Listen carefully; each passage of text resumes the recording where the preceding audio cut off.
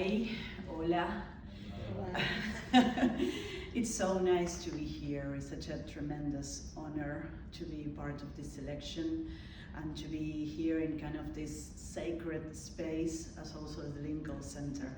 When they told us we were going to be with my team part of this selection, we were so excited. It's something that I would say we never even dare to dream of. I was watching, we were talking with a fellow director when we used to watch the Q&As for new directors, new films, in order to get inspired. So I cannot believe I'm here right now, and I'm so happy.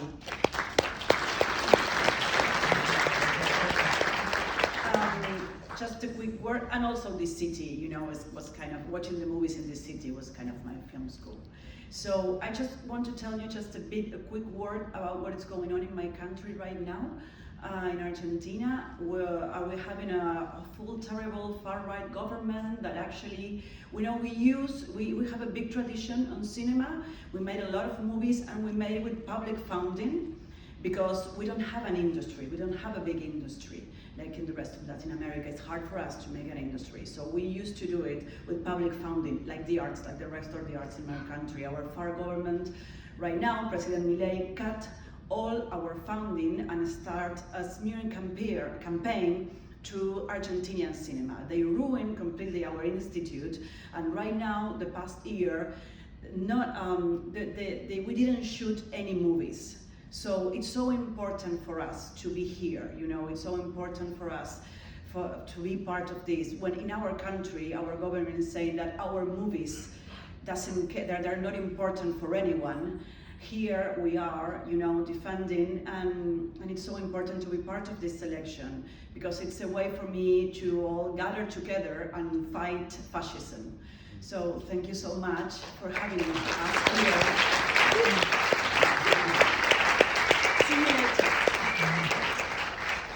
We will have a Q&A afterwards, and just to say that for everything that's happening here, we also have to support the cultural and educational institutions here. Thank you. Congratulations on the wonderful film. Thank you. This film is based on short stories by Mariana Enríquez, and she's known for her works in working in the horror genre. Can you share how her work inspired you and how you work with the screenwriter to adapt and combine the two different short stories?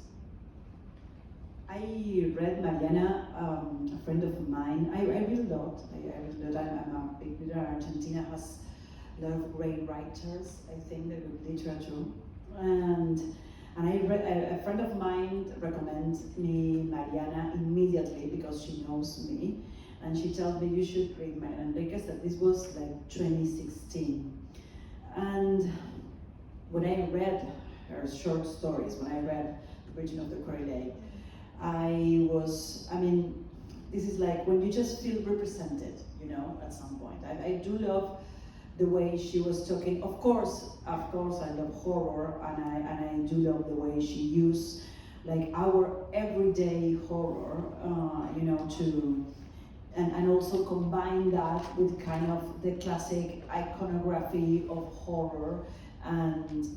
But also what I was moved about Mariana is the way she would talk about female desire at some point, and femininity, and those girls, I was those girls, you know, at some point. And she was so honest and raw to talk about those feelings of anger and desire, actually feminine desire.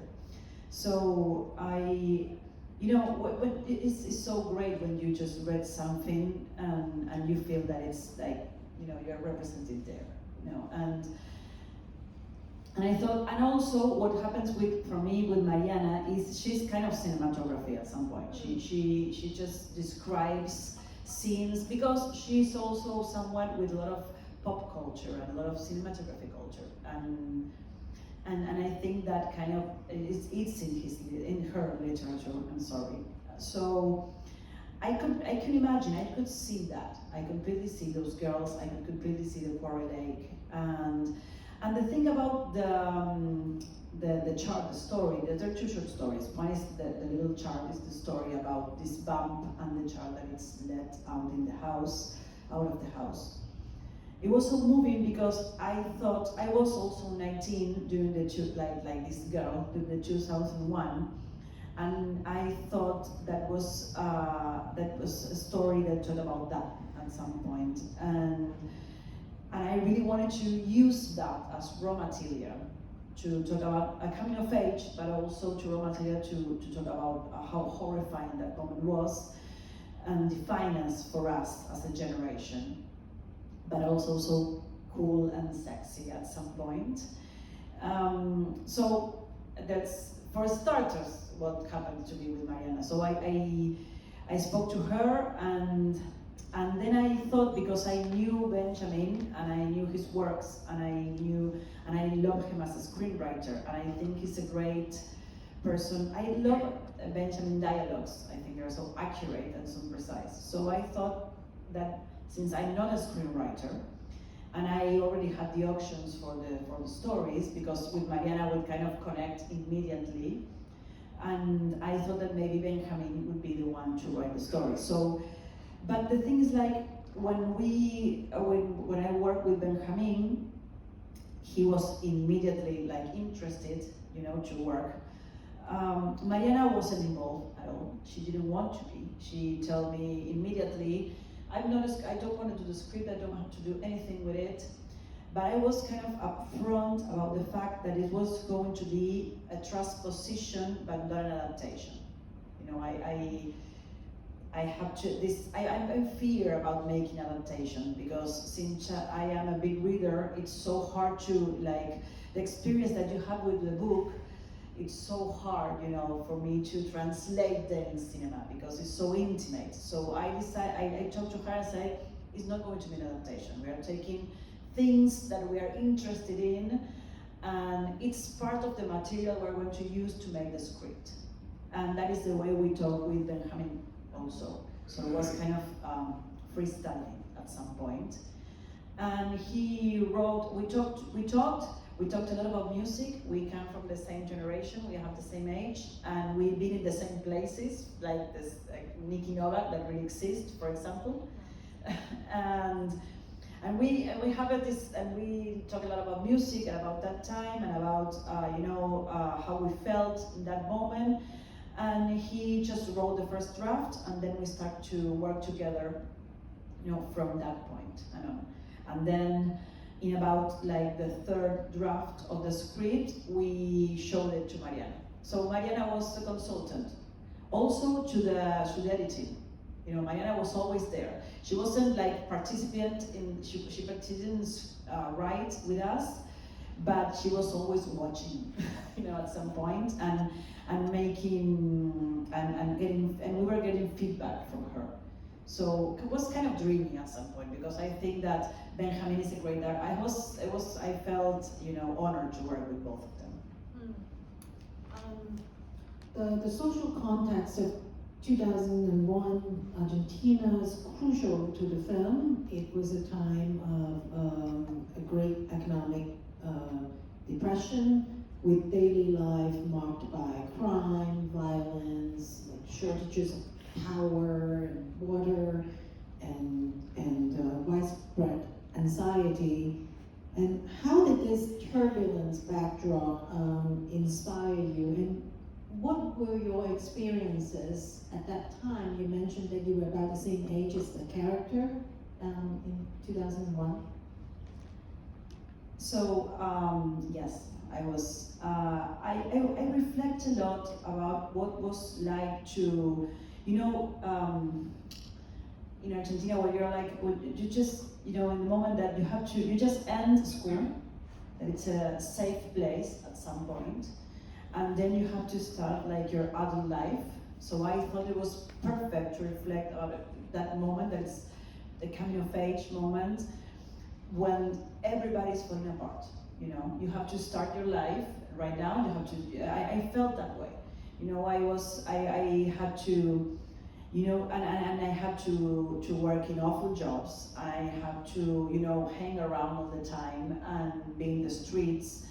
But the thing that happened is, since we were teenagers, we didn't care about much.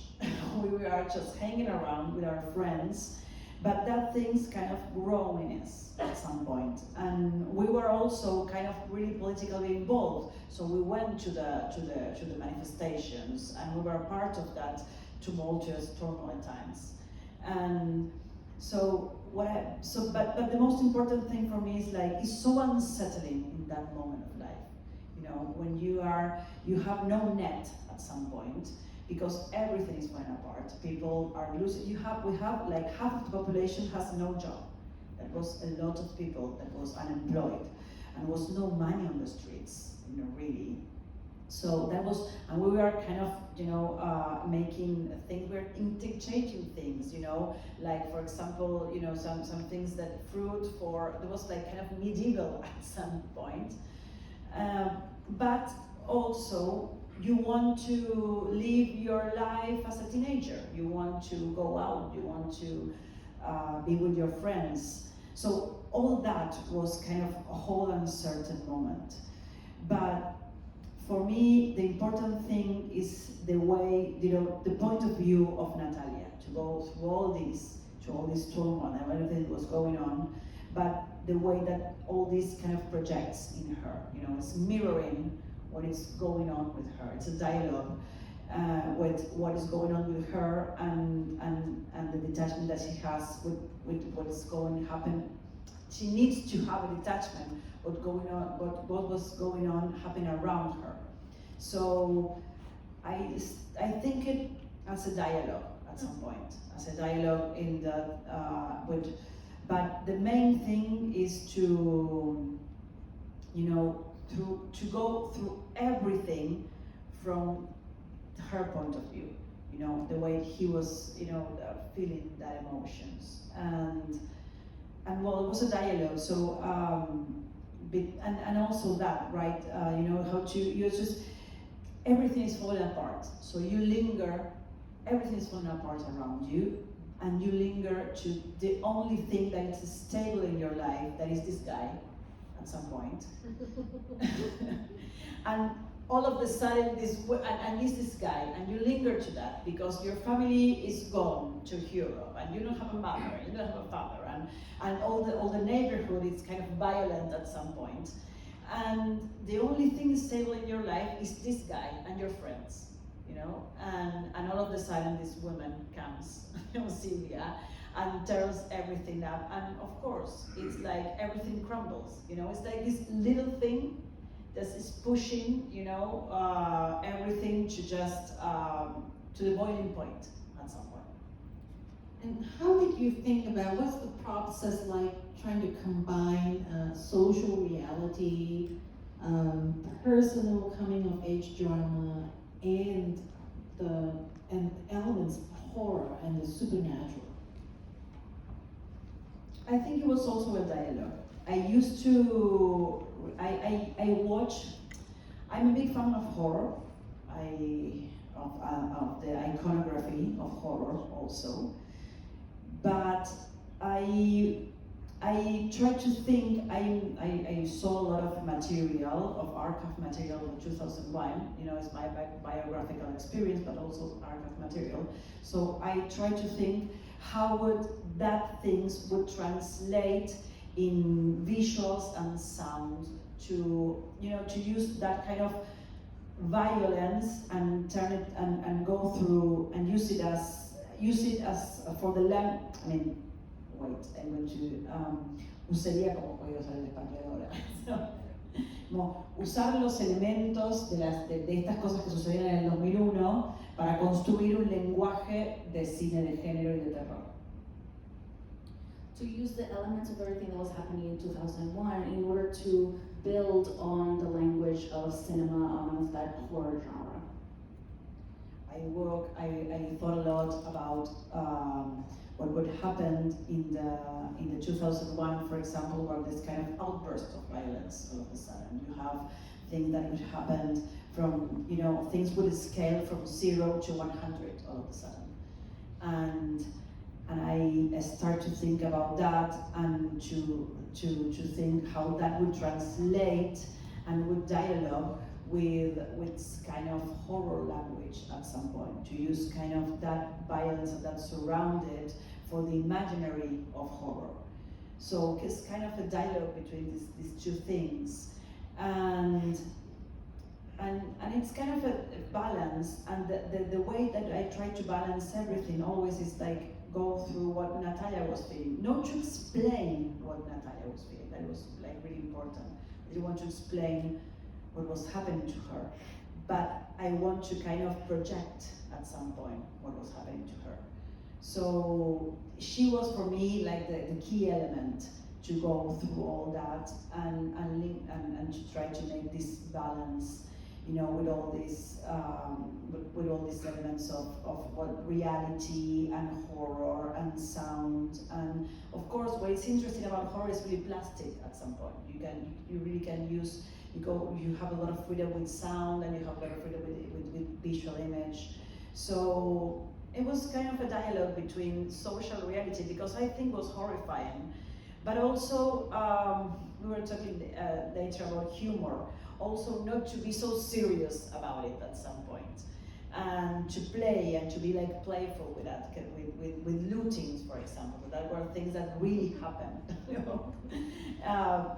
So yes, it was like a balance, but the key was always how to mirror what Natalia was going through with what in the exterior what was happening in the exterior. We talked about humor because I confessed to the director that when I watched the film at Sundance, I was laughing a lot.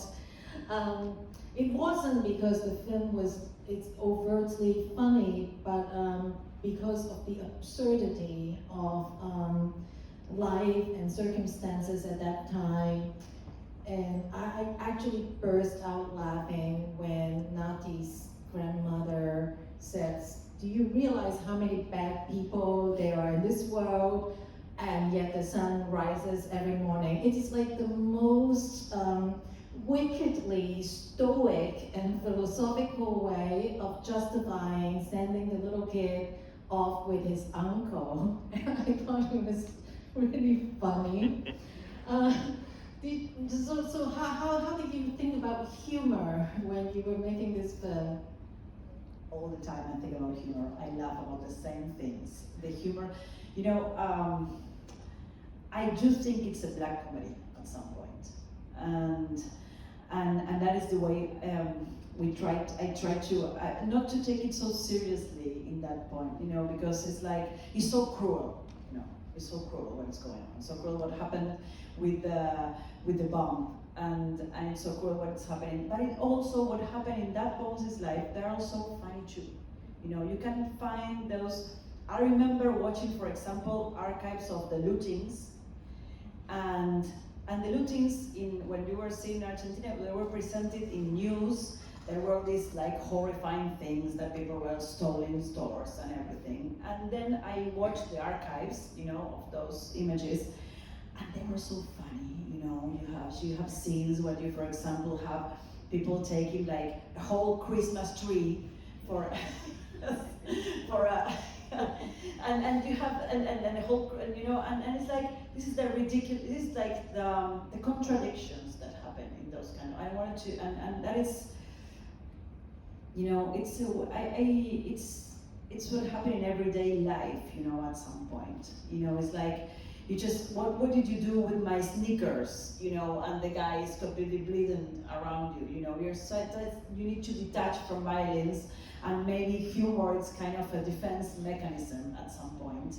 But I mean, it was a way to go through the whole film, you know, and I used humor, I was so conscious about humor, in every scene. In the scene where, for example, that the boyfriend tell her, "You are not gonna be, you know what you need to be, you know, for guys to like you, you need to be, you know, you're more hip." And it's like, this is the worst thing that happened to me right now. The people saying, you need to be more hip to like guys and everything.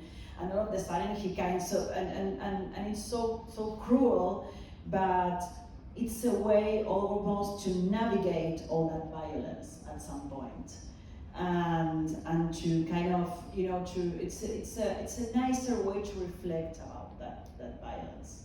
So yes, I was really conscious, and we were really conscious of the tone.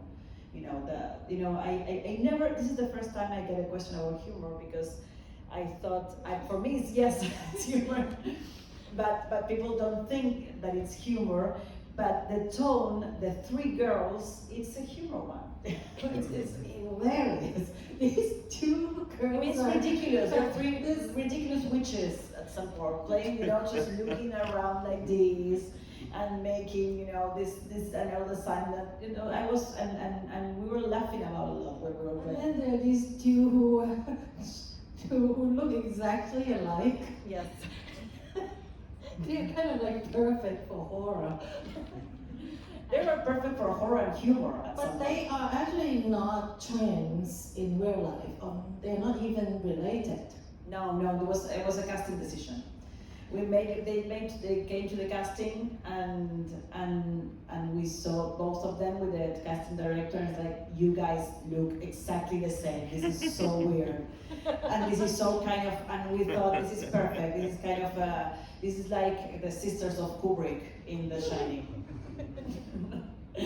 But in our third world, so we start to play a lot of that. So yes, there was, and also, there's something so sinister about people that look the same, So we decided to go forward that way. But no, they're not related at all. They just look the same. Tell us about the leading lady, and how did you cast her? We made an open casting for the lead lady, for all the crew, because the movie is happened in the outskirts of Buenos Aires, and for me they're so young. For me it was important to be truthful about their age. I didn't want like older kids to play younger kids, but it's something that usually happen.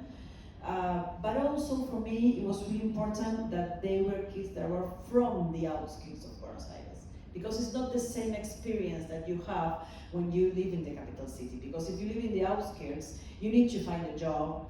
You're just trying to get some money. You're taking the train every day. Your body kind of tells that story.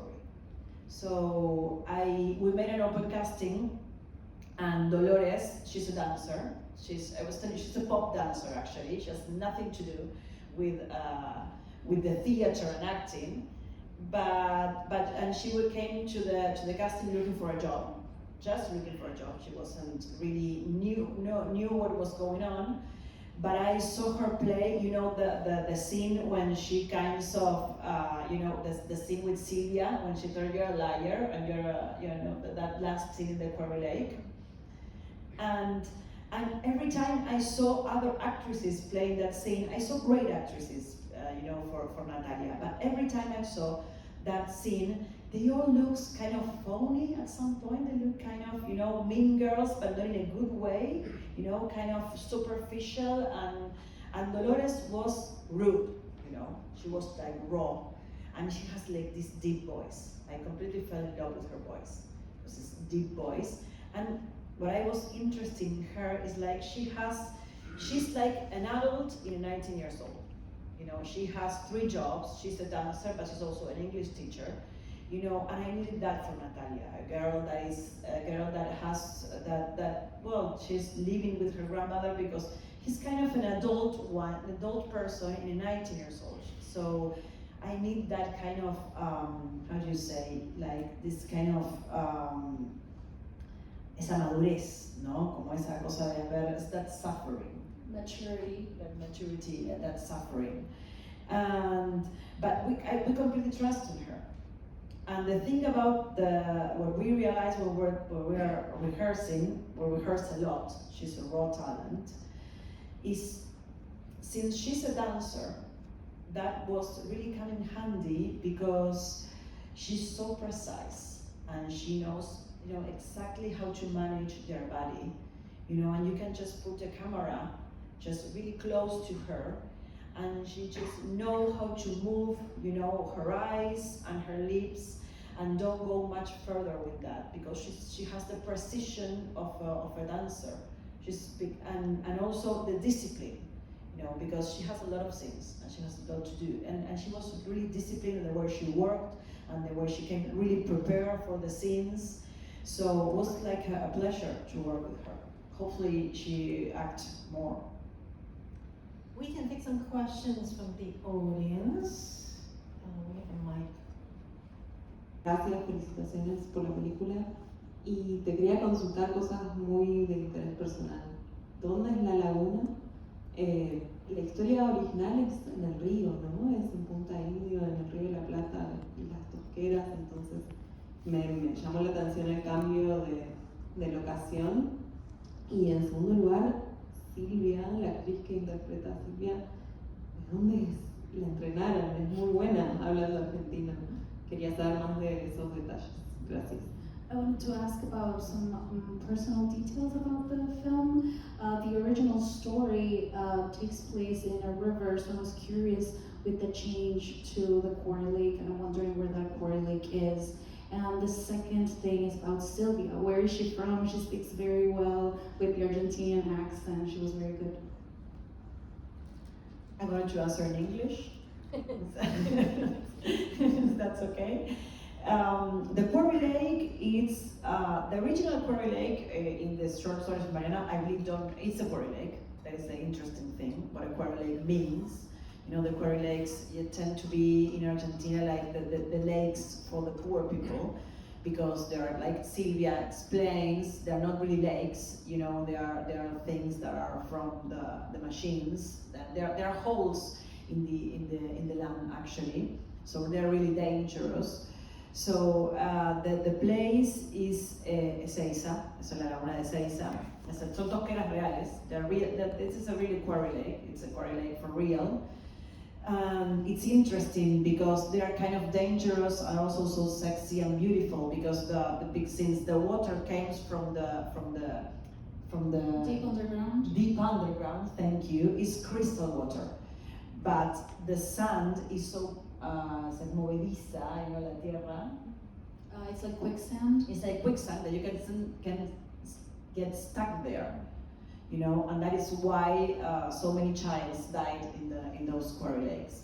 So I think that was also an interesting thing for horror. But eso está en la historia de Mariana, and Silvia is from Mexico, actually, because this is a co-production movie, and we made it with Mexico. So we needed, and in the co-productions you need to have, you know, a strong, you know, cabeza de equipo, sería, an actor and a DPO, yeah, from Mexico.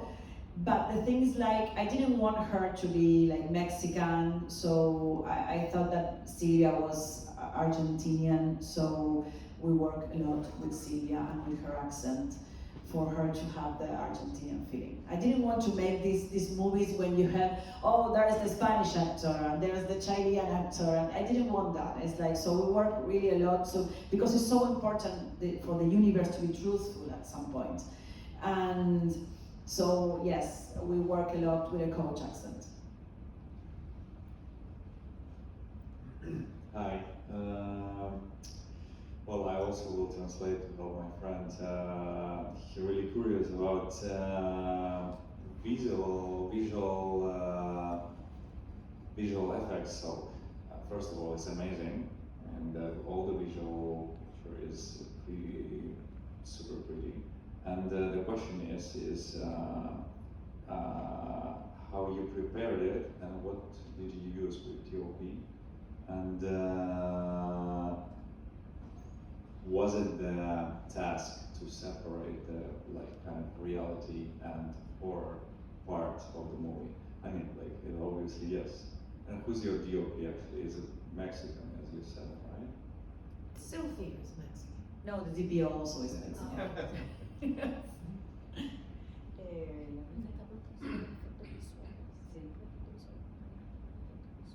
Sí, puedo hablar en español también, si quieres. No, there's not much visual effects, actually. There are a lot of practical effects. Yes. I meant mostly optic and Yes. I do not, I'm truly I'm kind of obsessive about visual effects, because I think if I watch a US movie and I saw the visual effects and they have all the money in the world and I don't buy it, it's going to be really hard for me to work with visual effects. I'm really, obsessive to be like truly elegant of visual effects. So I prefer practical effects. And most of it are practical effects. There's a few shots that you have visual effects. For example, of course, when the dog eats Diego's throat, that it's the only one that it's a fake dog, a 3D dog. But I always try to use visual effects combining with practical effects. Because for me it's so important la materialidad, of the things. The material aspect of the thing. The material aspect. And so I turn to work. I try to do everything practical. The choque. That is all practical. It's a dummy, and we made it. And also the dogs are real dogs, and we train the dogs and everything.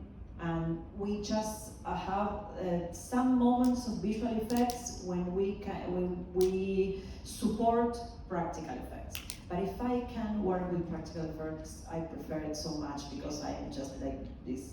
I don't trust much, because you need a lot of money and a lot of time to make like a really truly visual effect that lasts in time. It's not only that you buy it, but I want it from 5 years from now to still watch it, the visual effect and think it's cool, because movies are forever, So that's important for me. So it's a lot of practical things. There are not much visuals, and visuals are always, combining with practical. You have one last question somewhere?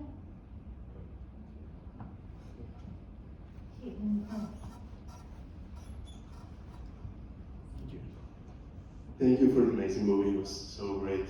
As a fellow Argentine, I wasn't 19, I was 10 in 2001, but it just felt very strong to watch all that, and it was amazing. My question is, in general, like, what's kind of the most challenging thing, would you say, is to film in general in Argentina? If there's special challenges that you find, I was just curious about that. Thank you.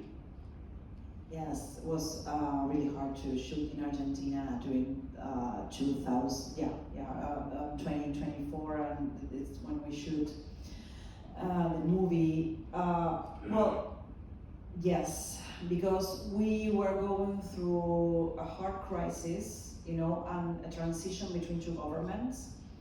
And the new government was starting it just arrived to the country when we shoot the movie, and they cut all the financing. So all of a sudden, all the money that we have from Argentina to make the movie completely disappeared, and because of the inflation also. We have a bad situation because we had a harsh inflation, an inflation that is going through months, It's not like from all of a sudden from 1 year to another it's at 20% more. We are having like 20% more 1 month another, everything was changing, the supermarket and everything. So the values of everything, of the team, of the things that you have to rent, were so much more expensive that el presupuesto. The budget that we designed, the original budget. So we almost didn't do it, actually, and so that was really hard. The good thing, and we changed completely the locations. We went to shoot to another place, in order to Mendoza, who has it's a province in Argentina that has a different law. The thing in Argentina is that you always have to deal with these kind of things. You have an unstable economy. That it's kind of the current thing that happens in our country, and for so many years it's been going on. So that is really hard, and you have to be like really, you know how to adapt to all these kind of situations. But what we do have is there are good professionals there. You know, there are really fine professionals. You know, for example, the guys that make visual effects and practical effects are from Argentina, and I think they're really good. And the guy who trained the dogs, for example, that's it's just a minute, but that dogs were like whole year training those dogs. He's all yes. He's also from Argentina. So you have like truly, you know, passionate and committed people, and this is not this is not romanticizing. This is the truth. That go forward and are really smart. So that is the way that, and we are all the time, this is so Argentina, that's something that we are like, we are all the time trying to figure it out how to go through, because we are so used to have this kind of things that happen to us, that all of a sudden we have inflation, all of a sudden the budget, we don't have it anymore and we have to change, that we became kind of, it's hard to say this, but we are getting more, you know, better professionals, because we have to be really creative to how to solve things. And from that creativity, from that kind of limitations, sometimes we arise some, you know, things that are really creative. For example, I thought I was going to shoot in Buenos Aires, and I had to shoot the 2000, which is, you know, construct, you know, a period of time that what we know is expensive, you know. It's kind of historical piece. And well, we kind of lose our whole budget, and we couldn't shoot in Buenos Aires anymore because it was so expensive, so we had to go to Mendoza. And then it's a province. And what I found in Mendoza is that Mendoza kind of stood in time, so there we have like the real things, you know, from the 2000. So it was really great. So we tried to, so all of a sudden we changed everything, and we arrived to a place that was, se parecía mucho más a los 2000 que lo que encontrábamos en Buenos Aires, y pudimos aprovecharlo un montón, y pudimos trabajar en un montón de locaciones reales, que era algo que yo deseaba, era no construir estudios y tratar de tener locaciones reales. We arrived at this place that looked a lot more like 2001 Buenos Aires than actual Buenos Aires, which means that we got to shoot in a lot of real locations, no studios, which was really great for me, so we were really able to take advantage of that. Yes, it's hard to shoot in Argentina, but we have great people also, great professionals in Argentina. I am so glad that you got to make this film, and